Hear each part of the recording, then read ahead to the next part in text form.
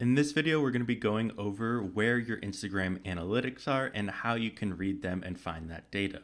So your analytics pretty much just tell you all the information about your account, things like how many people are viewing it and interacting with it, as well as your content. So if we want to get to our analytics, we want to go to our home page. So we're on that now.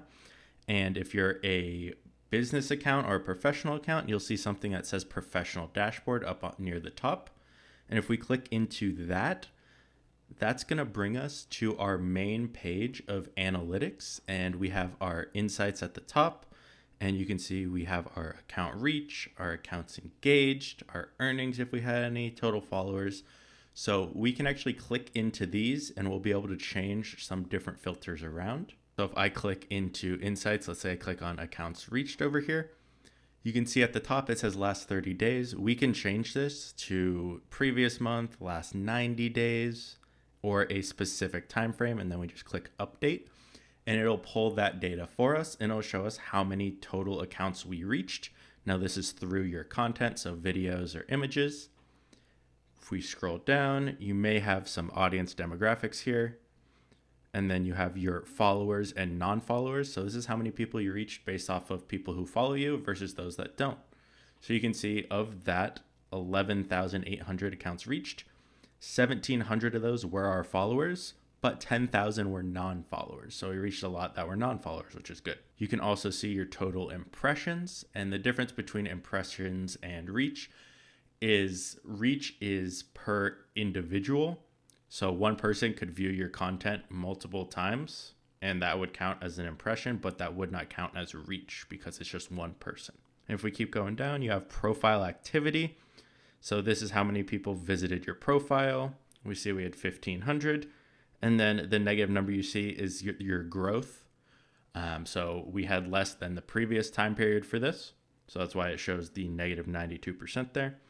And then you have external link taps, which is just if you're posting on your profile and someone clicks the link in your actual profile you have, if they're doing that, that is external link taps. So that is the reach section, and we could click into accounts engaged next. And again, you can change the time frame here. So let's just go last 90 days again, just for an example. And we can see how many accounts we've engaged with. So followers and non-followers, again, same breakdown. And then you have your content interactions. And this is things like, if we click this little eye, it will tell us like likes, comments, saves, and shares, as well as story and reels interactions as well. And then under that, you have reels specific interactions. So again, this is likes, comments, saves, or shares, and it gives you a breakdown for these. You could do the same thing if we want to click into earnings if you had any. Let's go to total followers next. When we click onto that, you'll see the total growth over, say, the last 90 days again. We can see our total amount of followers and our growth. So this account hasn't really been posting, so we're down 1.7%.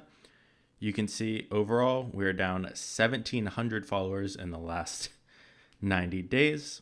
We have how many follows we have and how many unfollows we have. And then you can see this chart here as well. And if you click on this chart here, you'll see the red, which is unfollows, the green, which is follows, and the overall, just to see if it's a certain day or something you posted. And then if we scroll down, we can see our top locations by cities. And if we click countries, it'll show us by countries where the majority of these followers are from. And same with age range and gender, as well as the most active time. So we can click into days. If we click on days, we'll see each day. And if we click on that, you can see the amount of followers for those days. But if we click hours, you can see each hour of a specific day, which are the highest, which are the lows that your audience is actually active. And see how it says Saturday? If we click one of these arrows, we can see Sundays, Mondays, and you can go through here and see how they're different between usually weekdays and weekends are the only ones that are a big difference. So that is your analytics in your professional dashboard. Now, if we were to go to a normal post, so we're on our homepage again, we just click on a post. If I go and scroll down and click view insights here, I can see individual analytics for this post. So for example, this is a reel. So we can see on the far left here, the total number of plays, how many people liked the video. So 233, how many comments. The little airplane is how many DMs, so how many times someone messaged this content to someone, And the ribbon on the far right is how many times someone saved this piece of content. And if we scroll down, we have an overview, so we can see our total reach, 6,600, and how many interactions we have, which again is those likes, comments, shares, and saves. We can see our reach breakdown by followers versus non-followers. And since this one's a video, we can see how many plays the video had and the average watch time, which is very helpful for video content.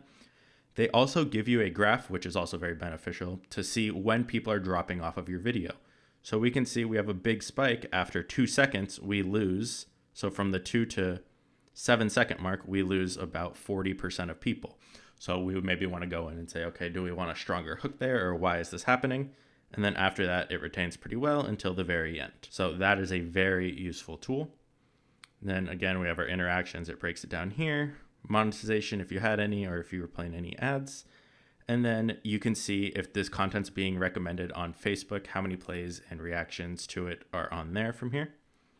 And then you can boost your post on the bottom if you want to run ads. So that is the analytics for this kind of post on your actual feed here. Now, another way you can get into your insights is clicking the little hamburger on the top right and going down to where it says insights here and clicking on that. And then you'll be in your overall dashboard again here, and you can see your overview. Again, if we switch it to the last 90 days, it'll give us more information. We can see any content we shared, the reach, the followers, any earnings we have. And if we click in, it's going to give us that same information as before. Now, another cool tool from here where it says content you shared, you can click see all here. And we're going to change this to, instead of last 7 days, we'll go last 2 years, since this account is not very active anymore. So we can get some more data here. And you'll see the amount.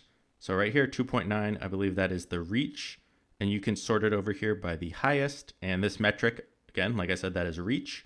We can change it to how many shares or accounts engaged. So we can see this video has 2.9 million reach. If we click in, it will load the insights for this video. And you can see, again, when it was posted, the duration, the amount of plays, so 2.9 million, the amount of likes, and etc. All this same information. The accounts reached and interaction and the retention graph again, and so on. So you could click into there, and then we could scroll through these if we wanted to see the different ones. But if we go back, we can change this filter to shares. Let's see what our most shared content is. Might be the same video, but it's not. It's actually a different one. So this video right here has 44.9 thousand shares. So you can see a lot of interesting information through here and change these filters around based off of whatever you want. You could also change it to lowest or your newest content to see how it's performing, see what is not doing well. So those are the Instagram analytics and what they mean and how you can go and check on your content, see how it's performing, see if people are engaging with it, where they're dropping off, or different types of engagement and things they're doing with your video, how they're interacting with it.